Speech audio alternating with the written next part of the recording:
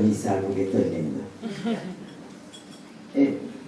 Yo cuando tomo el concepto de dictadura, tomo el concepto de dictadura en el sentido antiguo del término, y creo que estamos técnicamente en una dictadura del lado de ellos.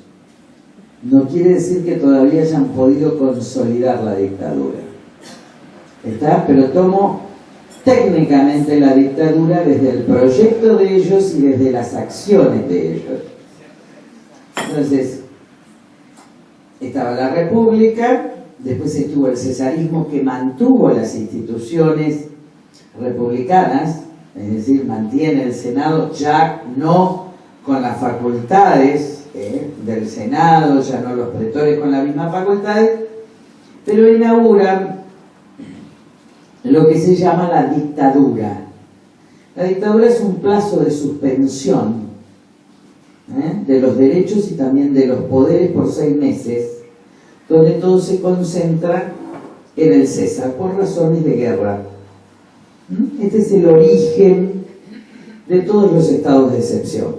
Cuando uno lee la historia de cualquier estado de excepción, estado de sitio, y todas las series de dictaduras, golpes de estado, etc., siempre va a remitir a esta figura que destruye, suspende las instituciones por 6 meses.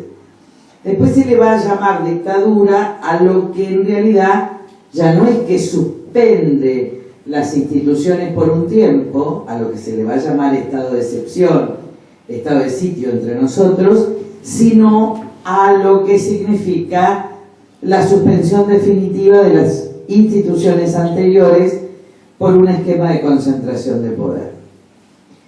Cuando yo digo que, Cristina, estamos técnicamente en dictadura desde las acciones de ellos, lo digo por 2 elementos. Cuando viene por el Grupo Clarín, que es el único grupo independiente que queda, digo en términos reales, después está La Nación, toda esta prensa escrita, que obviamente negocia en caso de que Clarín desaparezca, ¿no? Negocia por sobrevivencia económica.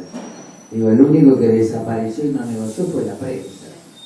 Y es Alex Gainza Paz, que yo creo que hay que hacer un homenaje alguna vez, porque con todos sus errores, con todas sus virtudes, es alguien que dijo, bueno, yo en esta instancia no comparto, no puedo estar de acuerdo o no, quebraron, pero no negociaron. La Nación siempre negoció.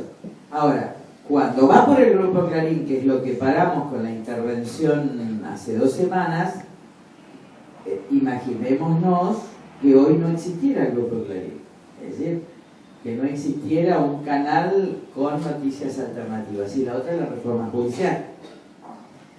Cuando yo por mayoría simple puedo suspender o puedo acusar a los jueces, se termina el Poder Judicial. Se termina el Poder Judicial por lo menos como poder independiente y para las cuestiones más importantes, incluso las relacionadas con el derecho de propiedad, no solo las políticas, sino incluso las relacionadas con el propio, no ya solo con la libertad de expresión, sino con el mismo derecho de propiedad. Entonces, técnicamente, por eso digo no políticamente, yo nunca uso la palabra políticamente estamos en dictadura, sino técnicamente este gobierno ya ha ejecutado algunas con ineficacia notoria gracias al desorden que habla Beatriz y a la desprolijidad, etcétera, pero técnicamente ellos están.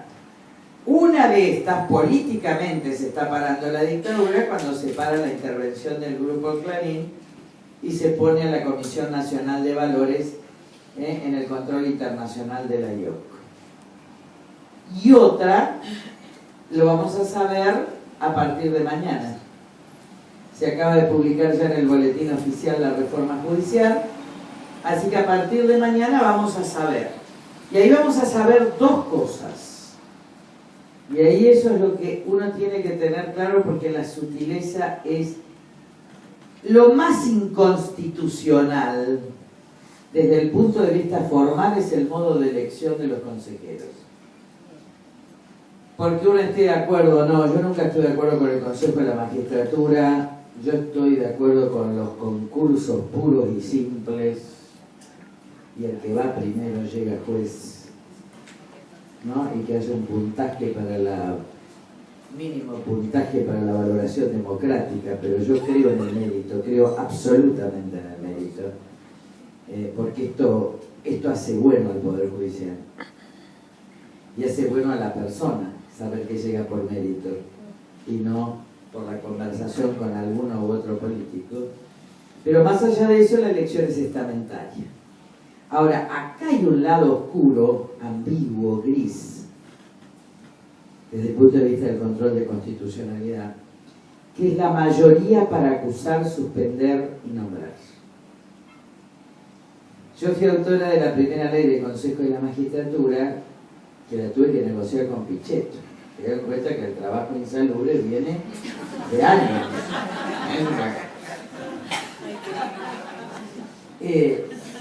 Yo era vicepresidente de la Comisión de Justicia, tenía un año de diputada nacional, así que se imaginan que esto fue con toda la inexperiencia, pero sí con la experiencia de ser profesora titular por muchos años. Entonces, yo peleé dos cosas: los concursos, que nadie quería, ni radicales ni peronistas querían concursos, y los 2/3, que en realidad fueron 3/4. Porque los 2/3 garantizaban, o los 3/4 garantizaban, que si bien era más lento el Consejo, nadie podía destituir y nadie podía nombrar, con lo cual el consenso facilitaba que los mejores pudieran llegar o que los más independientes no pudieran ser acusados. Ahora, es muy difícil decir que esto es inconstitucional si se cambia de 2/3 a mayoría simple. Porque la Constitución del 94 no puso esto de los 2/3. Miren, el núcleo de coincidencias básicas es un desastre andando. Y cuando yo veo a Paisado de nuevo y a Ricardo Gilavedra de nuevo, y esto lo digo desde los ojos de jurista, ya no de político, el núcleo de coincidencias básicas es un conjunto ambiguo que dio lugar a todo. Es decir, porque en vez de prohibir los decretos de necesidad de urgencia, los prohíbe en el primer párrafo y los habilita sin límite en el segundo. Facultades delegadas es peor, que fue por donde se le fue el poder al Congreso, ¿no? Prohíben en el primer párrafo y habilita en casos de administración. Miren lo que es esto, miren esta palabra. Está en todos los casos. Pero claro, este es el problema de los acuerdos, por eso hay que tener mucho cuidado con hacer acuerdos. Porque ¿qué le pasó? Y esto parece que divago, pero tiene mucho que ver con las alianzas de ahora entre los partidos. Cuando alguien, y también con mi carácter arisco, yo soy una arisca, soy como esos, ¿viste? Esos caballos a yegua que van ahí para ser domada y no pueden. Pero que tiene que ver con esto. Una vez que, ¿qué le pasó al radicalismo? Una vez que entró en el acuerdo, sin puntos claros, no pudo salir más. Y se lo llevó puesto el PJ en ese momento. Por eso nunca hay que ir a la foto hasta que no esté de acuerdo. Hasta que vos no sepas. Le entienden que la política de fotos es terrible, porque la política de fotos te lleva a esa ambigüedad que después vos podés terminar, qué sé yo, acostada con Moyano, sin saberlo, que es lo peor. No, porque si uno lo sabe, uno no sabe cuáles son las categorías sexuales de Moyano. Sabe las categorías morales, pero las otras las desconoce. Gracias a Dios. Entonces,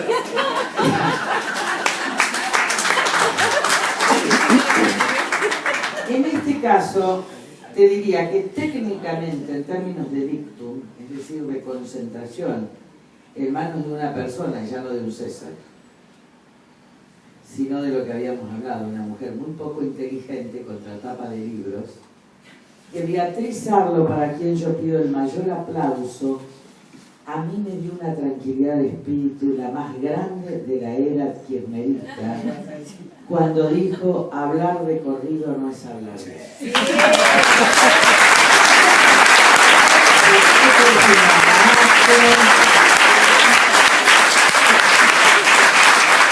Porque vieron que si no, uno parece, sobre todo con otras mujeres, parece como que uno habla por envío. Yo dije: ay, qué gracia esta mujer, cuando lo leí y era un bálsamo. Mira, yo creo que era el mismo efecto de la comunión en Jerusalén. Una cosa maravillosa. Bueno, entonces estoy hablando de ese edicto. Y me parece que no habría que sacarle en tiempos contemporáneos las palabras precisas a las cosas. Sobre todo para medir el actor del otro. Porque Guillermo Donner, ¿viste? Todos empezaron con las democracias delegativas y las democracias... Yo sigo pensando que la democracia liberal. Sigo queriendo asignarle convencionalmente, esta es una decisión política, ¿te das cuenta? Pero me gustaría que el consenso de muchos intelectuales fuera: mire, la única democracia en el sentido de pluralidad de poderes, de libertad de expresión, al riesgo de admitir incluso aquellas expresiones que de llegar al poder anularían el régimen, es la democracia liberal. Porque si no son democracias controladas, custodiadas, delegativas, y se nos va yendo cada vez más el núcleo de la división de poderes, que para mí es central cuando Lowenstein dice concentración o distribución del poder. Y esto es lo que vale. Y el tema de la libertad de expresión, y ya no de la libertad de expresión de los medios. Porque ustedes deberían saber que siempre llamé dictaduras a aquellas democracias supuestamente liberales que prohibían a los partidos antiliberales. Que fue el gran tema de la izquierda. Las proscripciones de la izquierda. Si yo creo que la democracia liberal es buena porque tiene que reconocer y admitir aún a los partidos que prometen que de llegar al poder cambiarían la democracia liberal. Es decir, un esquema de apertura y de libertad, y que habría que condicionar esto. Lo que está claro es que esto no es una democracia liberal, tampoco es una democracia popular, porque si no, no habría fraude. Una democracia popular deja a todo el mundo. Tampoco es una democracia de ciudadanía popular, porque hay clientes, sigue habiendo clientes, y en esto es una proyección mayor. Y voy al discurso de la presidenta, que no lo escuché, gracias a Dios, pero que lo escuchó nuestra... Porque yo algo reconozco en Beatriz, esa capacidad de poder estar en el discurso, de poder analizar el discurso y de no irse a dormir. Yo me voy a dormir, ¿no? Y no solo por bronca, yo no tengo bronca contra el Cristina, yo tengo una enorme pena como... todo el mundo sabe, yo tengo pena porque para mí son vidas muy poco inteligentes. Para mí son vidas que desperdician, que destruyen lo que en el fondo desean. Porque lo que en el fondo decía Cristina es ser reconocida por todos, es ser aplaudida por todos, es ser una líder reconocida institucionalmente, y lo que no le da, y le da para el autoritarismo, para el capricho, para el resentimiento, por la venganza. Si finalmente, teniendo todas las condiciones para ser lo que soñó ser, es lo inverso. Por exaltación de sus propias miserias personales, por incapacidad, además, de autonomizarse de ese ser de él. Que también eso habla de un mal gusto. Ahora, ¿en qué casos el discurso es preocupante? Yo creo que ella ya habla de 10 años más, pero no habla de ella. Creo que habla del proyecto político, porque ya no puede hablar del proyecto económico, pero ya no habla de ella. Y es muy curioso que lo empiecen a sacar a vudú, para sacarle a ella el peso de la reelección. ¿Se imaginan que vudú es lo menos peligroso. ¿Verdad? Lo menos peligroso hoy como candidato sucesor de Cristina es vudú. Es alguien al que todos van a patear en la primera de cambio y él se va a ir con una sonrisa la misma que tiene hoy. Porque es un tarado. ¿No? Y ya tuvo su hora. Pero juega dos, fíjate, sale lo de vudú y ella habla de 10 años más, pero ya no, y habla de él. Ya habla, hay algo que yo leí en el texto, que posiblemente después me puedan corregir, porque yo lo leí en los diarios, y leerlo en los diarios es muy segmentado, porque uno no está en el contexto, donde ella dice, si cuando esto se termine, si esto no está, ustedes van a perder el ingreso ciudadano a la niñez, etc. Es cuando venga el abismo, ustedes pierden conmigo. Esa direccionalidad al pueblo es, creo que me voy al abismo, pero les aviso que ustedes vienen conmigo. Con lo cual no es solo asustar. Creo que hay una sensación muy clara en ella y un inconsciente en ella de irse. Y que está ejecutando las acciones para eso, pero que además amenaza al pueblo. No vaya a creer este pueblo que cuando yo no esté van a tener algo. El otro elemento que ahora lo atempera, pero que ya lo desató y que me parece central, Robert Castell en Metamorfosis de la cuestión social. Como me gusta el cigarrillo, el café y todas esas cosas. Decía, comparaba la violencia de los 70 con la subversión, la guerrilla, etcétera, como se quiera llamar. Él lo llama subversión. Habla con la subversión de los 70 y subversión anómica. Y el problema, cuando trata el problema de los supernumerarios, Robert Castell, Metamorfosis de la cuestión social, es un libro lindísimo, largo pero lindísimo. Y entonces plantea el tema de cómo fue funcional al sistema, que después vino neoconservador, represivo en los 80, la guerrilla de los 70, pero cómo a su vez pertenecía a las clases medias, estaba organizada, no estaba compuesta por gente excluida del sistema, sino que en todo caso beneficiada del sistema. Y estaba todo en el marco de un cierto orden. Orden en el manejo del Estado y orden también en la guerrilla. La guerrilla era ordenada, no era desordenada. ¿No? Ahora dice, el gran cambio con los supernumerarios, es decir, en los 30 años, con los excluidos del sistema, es que lo que existe ahora es lo que se llama una subversión, subvertir el orden existente, anómica, donde las víctimas, bueno, el Tote es una víctima, qué divino que está como víctima, pero me da mi ojera, me gustan las víctimas, me gustan los supernumerarios. Los excluidos no tienen lugar. Y en consecuencia lo que se produce es que las víctimas se convierten en victimarios.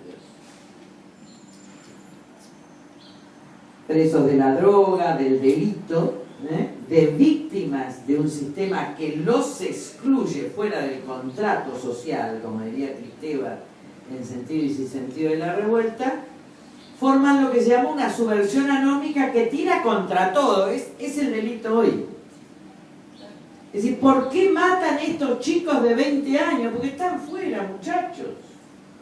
Tiran contra el sistema y cualquier persona es el sistema. Y voy a seguir explicando, tiran contra el sistema porque ellos mismos no tienen sentido de la vida. ¿Cuál es el sistema para ellos? Y acá es donde Cristina no tiene la más pálida idea de lo que sucede en las villas, de esto también estuvimos hablando, y la Cámpora tampoco, porque son chicos de clase media que creen que están haciendo la revolución.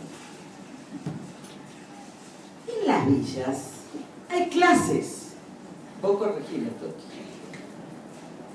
Hay clases, lo que uno ve cuando está en una villa, cuando está ahí adentro, es que hay clases sociales. Clases sociales al interior. Entonces, el almacenero es un tipo rico. Imaginen un pueblo. Todos de acá nacimos en algún pequeño pueblo y el que no nació lo lamento tanto porque es divino. ¿No? Pero hay el almacenero que apenas le da para mandar a sus hijos al colegio, a lo mejor para tener un auto viejo, sin embargo es rico. Y el que tiene la farmacia, más rico todavía, porque además tiene el poder de curación. No hay cosa mejor que el farmacéutico para eludir a los médicos. Ahora, cuando Cristina, ¿entendieron? Hay clases al interior de la villa. Y está el afuera, donde sí ya están totalmente desintegrados, afuera el country, o el barrio, etc. La lectura para un chico de la Cámpora de que hay que controlar precios de clase media es ir a Carrefour. Y seguramente irán a Carrefour una clara incitación a la violencia. Pero para el chico de la villa, de esta subversión anómica, el rico es el almacenero. Y como el almacenero no tiene nada que negociar, que sí tiene Carrefour, porque Carrefour negocia a fin de año, y entonces se entrega mercadería, vienen los tiros. Con lo cual lo que ella está haciendo, fuera de contexto, es lograr el enfrentamiento entre los pobres. Imagínense la Zabaleta. La Avenida Zabaleta, la 20, ¿no? Donde se produce el mayor tráfico de armas ilegal. ¿Y dónde está el almacén del Paraguayo? Imagínense esos chicos sueltos. A controlar, no van a controlar. Van a ir a sacar cosas.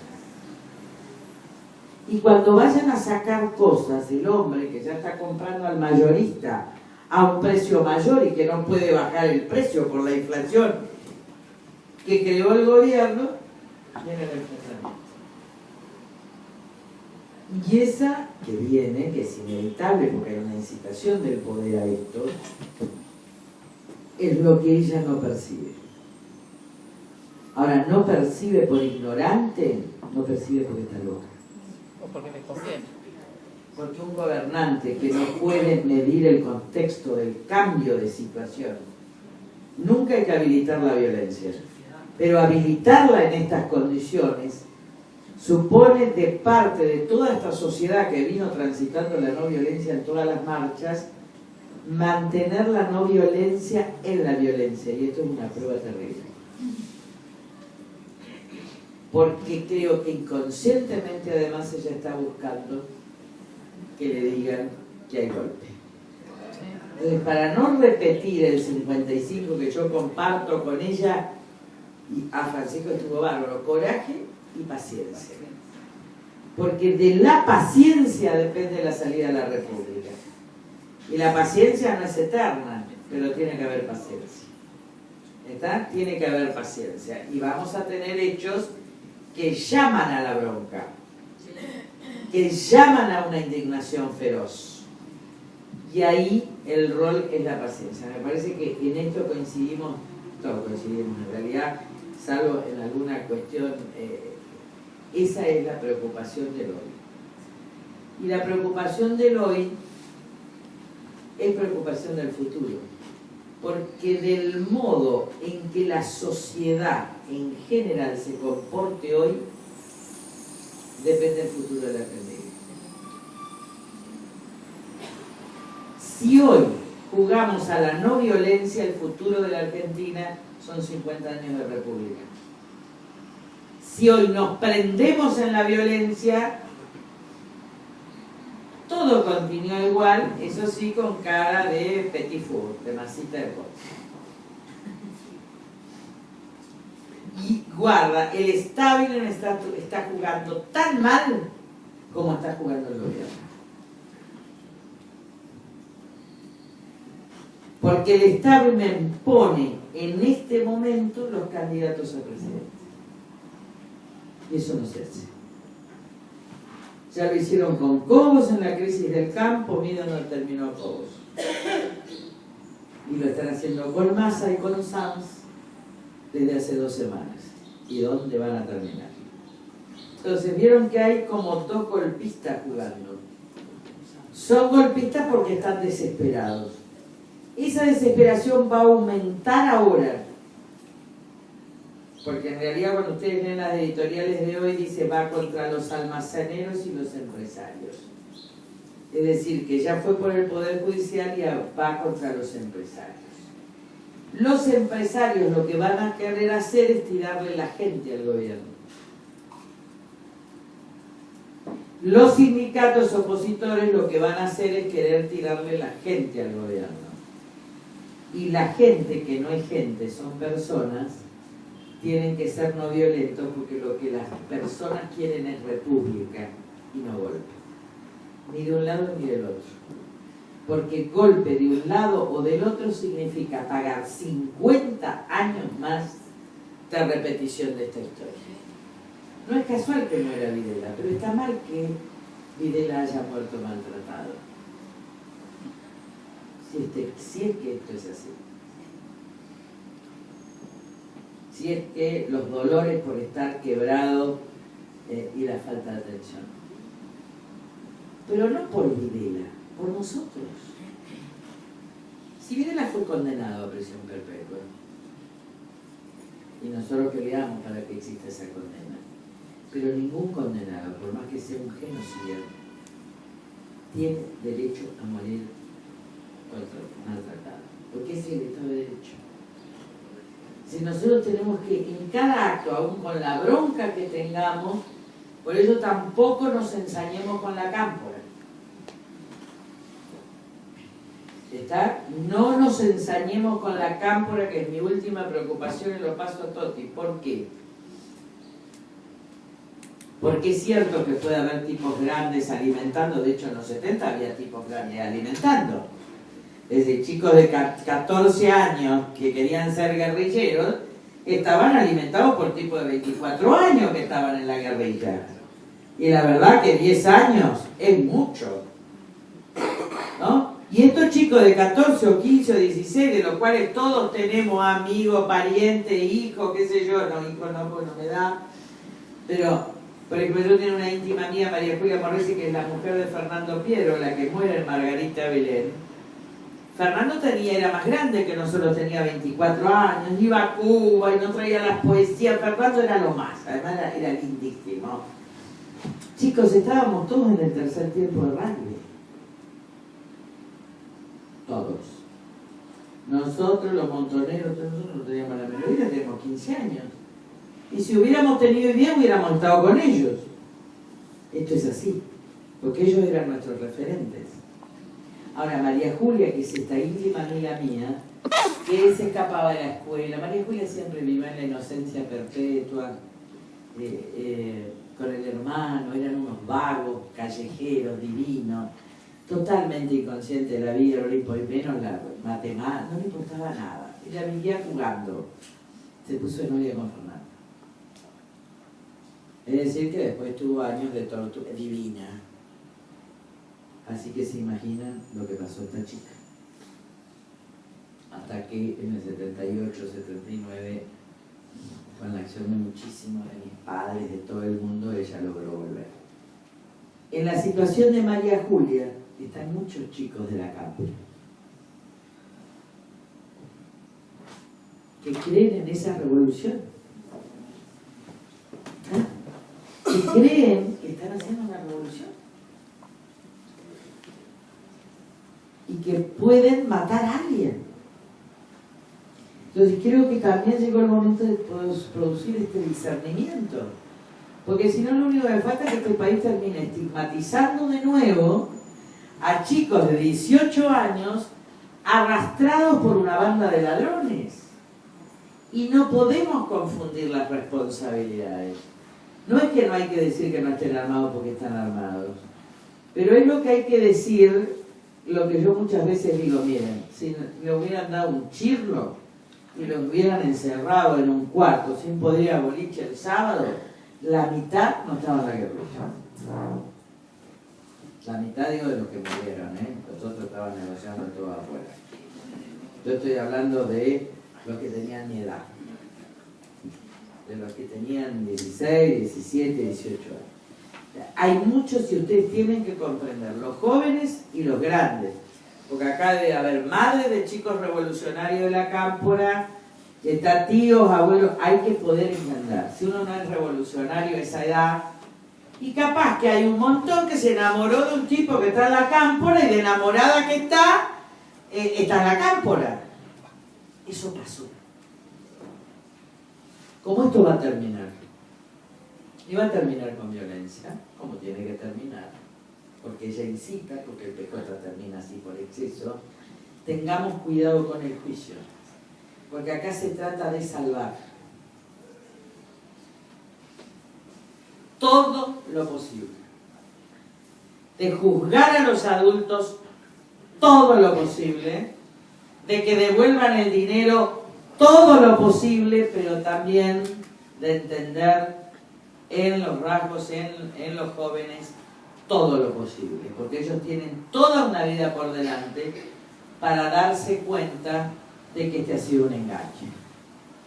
Y nosotros tenemos la responsabilidad de no estigmatizar, porque la dictadura no se estigmatizó. Ser joven era ser delincuente en los 70.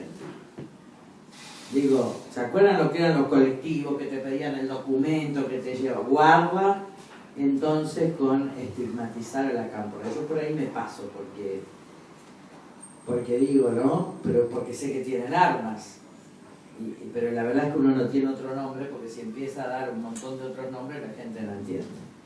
Pero como viene ese tiempo, me parece muy violento en la superficie, porque esto es parodia de los 70, pero violento en la superficie.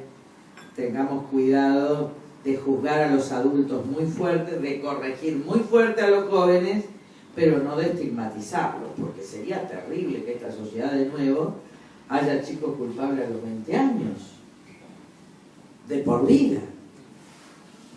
Porque la verdad es que el relato ha confundido a todos. Yo cuando lo veo en la Cámpora están todos encantados con el discurso de Cristina. Y esto viene a una acotación.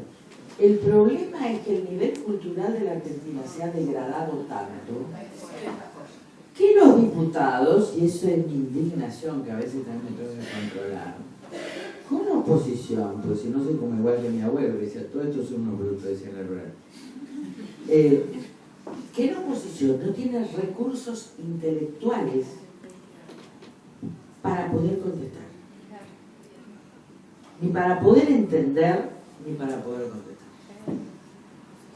Entonces todo el mundo habla de corrido, nadie habla bien, ¿está?